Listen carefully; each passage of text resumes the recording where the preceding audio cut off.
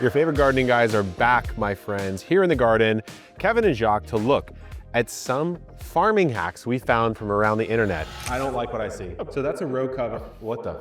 That was so unnecessary. These might be good, Jacques. They might be crazy, but either way, we're gonna look at them with a combined 20+ years of gardening experience and see if there's anything we can learn and you can learn for your own gardens. So what we have here are some farmers that look like they're crimping their cover crop. So crimping is when you kind of like smash the stem of the plant to stop it from growing. So what they're doing first is they're trying to get a potato bed set up, but the way they're doing it is by growing what's called a cover crop first, which would be kind of what it sounds like, something to cover the soil. Right. Looks like peas and oats. And then, like you said, Jacques, crimping it. So once it grows, instead of ripping it or chopping it, they're just pushing it down with maybe some boards. Yeah, or boards and string.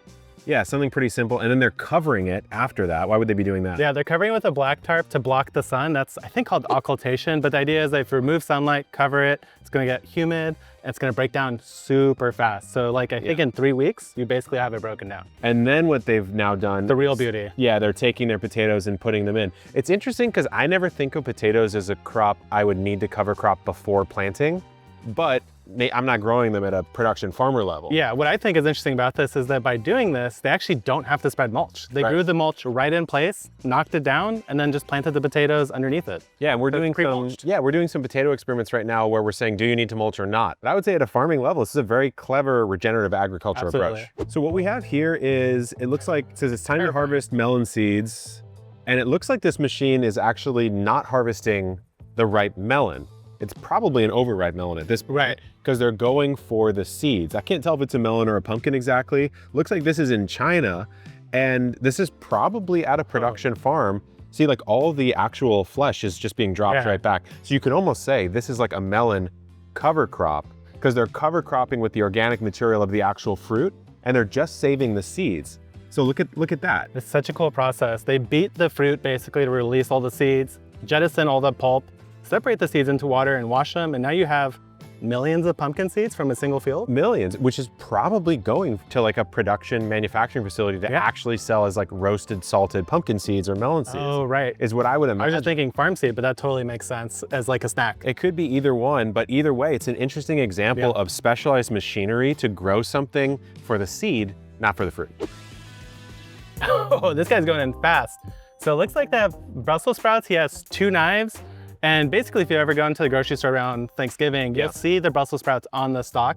It's really funny to see it the first time because Brussels sprouts don't make sense in the way they grow. They do not. But all he's doing is chopping off all the leaves so that they could be harvested from the bottom and sold as essentially a perfect Brussels sprout.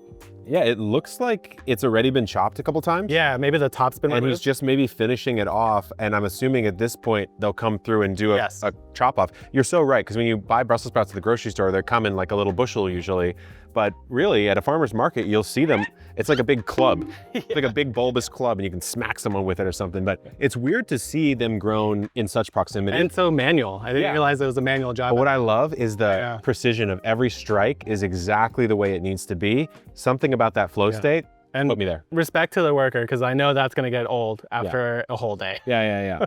Okay, this one is right up my alley. As the dragon fruit daddy himself, this is dragon fruit farm, but this is, I can't tell. I mean, look, there may be a little AI going on here. I'm not exactly sure, but the scale of it is massive. Yeah. And what they've done is they've basically strung up lights over every single dragon fruit, and it looks like they're like thousands, thousands. And these are grow lights, and that's because of the way that dragon fruit wants to grow. This is a way to sort of extend and force, I think, some of the blooming process, and potentially also even make it easier to pollinate or cross. Right. I'm not exactly sure why they've decided to go that hard on the light. Maybe they just need supplemental light to produce a little bit quicker. And it's one of those things like when you're farming at scale, if you can get a dragon fruit to market a week earlier, that maybe pays for the entire lighting system itself. It could be something like that. Maybe in the winter also they could actually get a whole second growing season. Could be that. By just adding some light. Yeah, I mean, it's saying on the captions here, it's saying for dragon fruit, for cultivation, the answer is that dragon fruit plants need up to 12 hours of light every day. So you could be right, as you go into that winter, even in a tropical climate, maybe they're just not getting enough, switch them on. But I haven't seen it happen outdoors. Usually you see a system like this. Yeah, I've never seen an outdoor light. Like in a greenhouse setup. So that's why, I mean, it looks almost fantastical. I have to say, I'd love to visit this place. But just an example of the thought and scale that goes into making the food that you sort of take for granted at the grocery store. Okay, so that's all This peppers. is cool. This is cool. So that looks like they have a whole bunch of bell peppers maybe on a string that they're just hanging across some logs.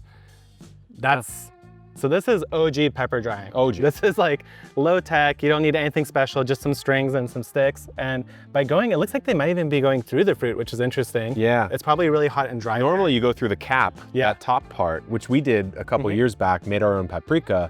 But this is a scale I've never seen, Jacques. And it's efficient. We're talking thousands. Yeah. Thousands and thousands. No, this is probably like how you get bulk paprika grown at scale across the world. Like that's really neat. Very clever.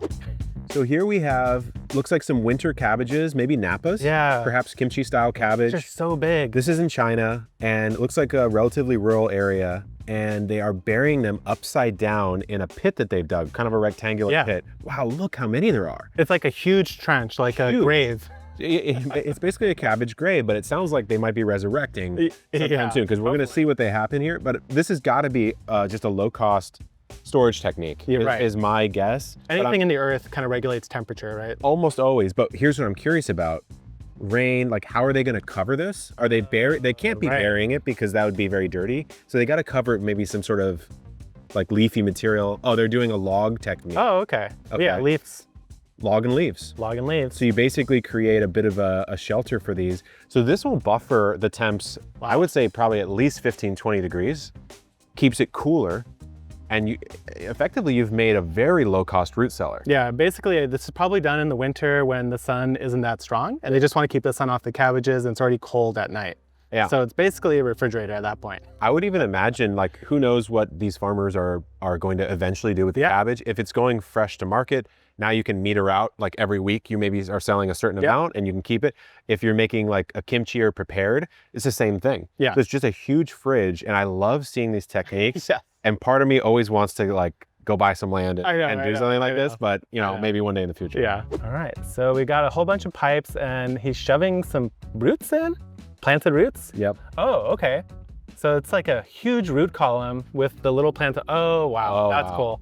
Okay, so he's making a custom bonsai. So this is a clever thing. What he did is he dropped a plant through the pipe. Now the plant's at the bottom of the pipe. Yeah. Has to go up through that pipe, so it makes all those crazy stems and then a little bit of green up top, giving you this amazing looking I wouldn't structure. have thought, like, I thought this might have been a way to, it's so weird, like create a columnar root structure and then bury it in the ground later. That's what I was thinking too. But no, it cleans out the roots. It's kind of interesting because it looks like he doesn't actually put it all the way down. Yeah. He lets the roots penetrate down.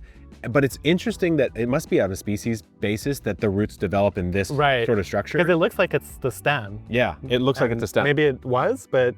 Maybe it was. Maybe it was. But either way, I'd love to know the variety there. I'm sure we could use like a plant ID tool and figure it out. But look at the scale of that. They must be producing thousands of these. It's a good business. Very cool. All right, this one I already love. So we've got, it looks like...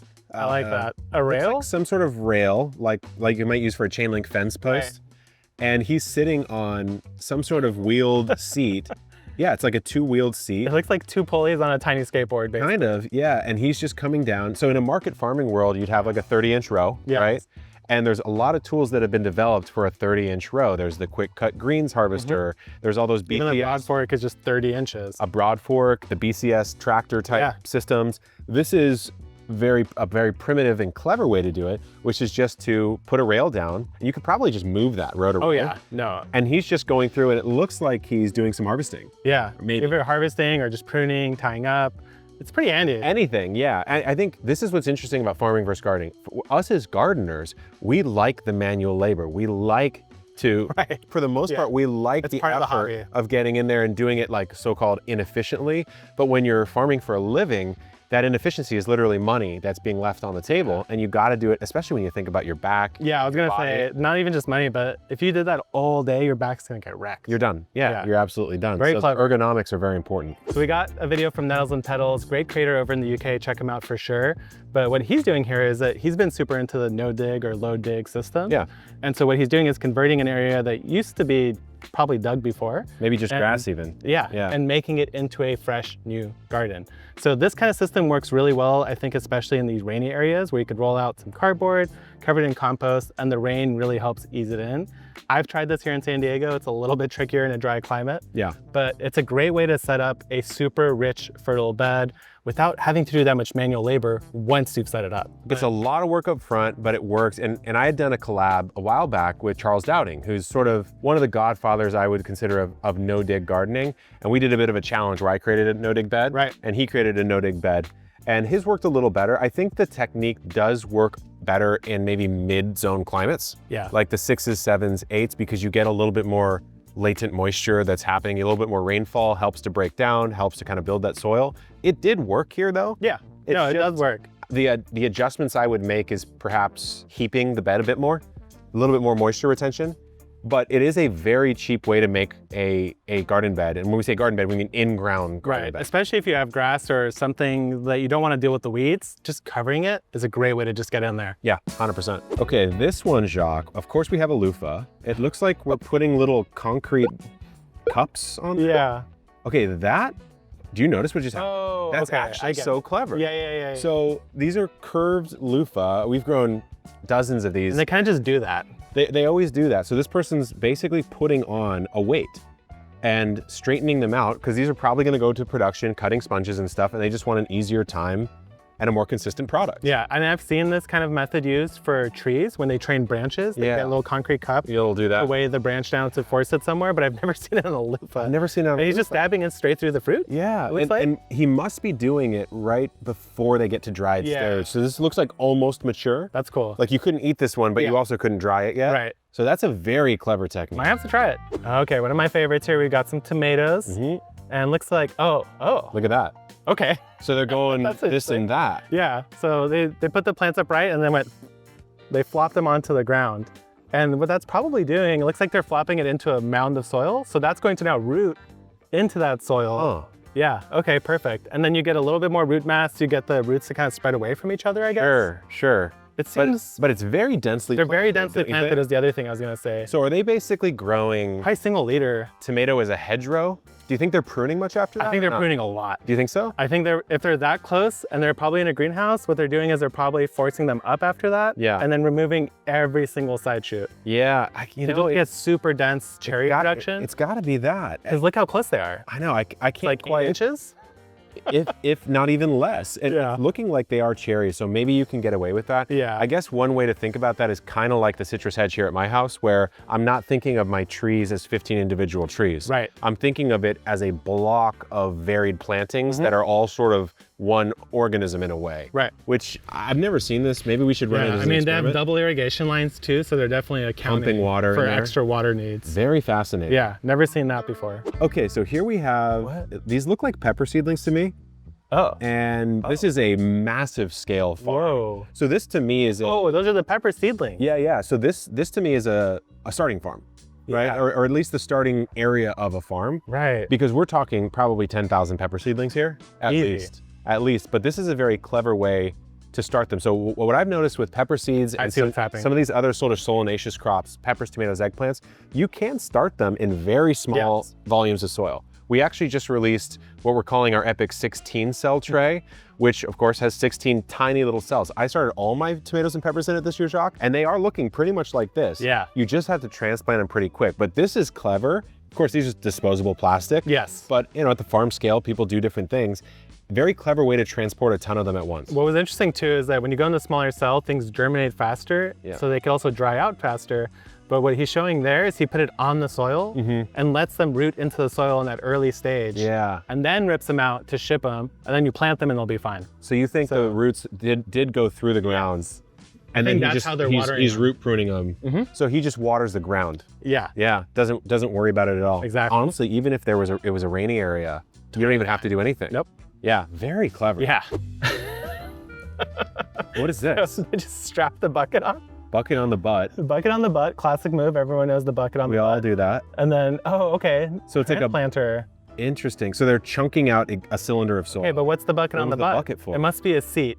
right? If he needs to sit. If he needs to fit. But he doesn't seem to need to sit because he's using a long-handled tool. Yeah, and then what he's doing is he's basically popping out a seedling, popping it back in. So maybe in this case, they're going for perfect spacing. Is he demonstrating like how you could use it to take soil out or put soil in? I guess so, yeah. I gotta say the bucket thing, The bucket's throwing me. the leggings Just color dangling? choice, It's a strong move. I feel like it does And the feet have a for free? certain, Come on. it has a certain look. You Yeah. should be putting that on feetfinder.com or something because he's got some good looking feet, I have to say. Well done. Okay, we got some hacks here. I don't like what I see. Bananas. Okay, well this is berries with some cover. This is a way to grow them. I mean, a lot of people do cover their berry mounds like Are they making the holes as they I think pull? they're making the holes as they pull it. They look like really thin plastic too, but And this one, oh, that's kind of clever. that is clever. I'll give them that. So that's a row cover. What the? I've never seen a disparity of hacks at this level before in my life. That was so unnecessary. Those are radish. soil? Those are radish sprouts. No, that was a mushed banana. I don't know. So they turned a mushed banana into a. Wait. Oh, that's actually kind of clever. That's okay. That's actually That's kind of okay. clever. Wait. We're gonna need to watch this again, Jacques, because this is. I feel like. That's okay. I mean, that's something. I mean, That's something. kind of the clever. spacing hack, I Yeah. guess. Okay, we've got a. Here's the thing, is Wait. I would totally do all this, but I wouldn't recommend it. this. They made a fertilizer roll. Distributor? Yeah. Okay, so first of all, we can write the bananas out. Yeah. Now the berries, that's a thing, but most people Grounded in truth. most people just put out a pre-cut. Yeah. Like with the holes pre-cut. This next one is clever. So this Yeah. is a way to kind of frost cover, insect protection. They're just sealing it in. I never thought about doing Yeah, it makes it like a greenhouse at that point. Makes it look nice. Now this one we're writing There's off nothing to say completely. there. Yeah, they're squeezing a banana Brutality to the banana. Mushing Mixed with it coconut core? into coconut corn, then they get radish seedlings. Like that's absolutely absurd. I don't even know what they're trying My to say. eyes are burning off my face.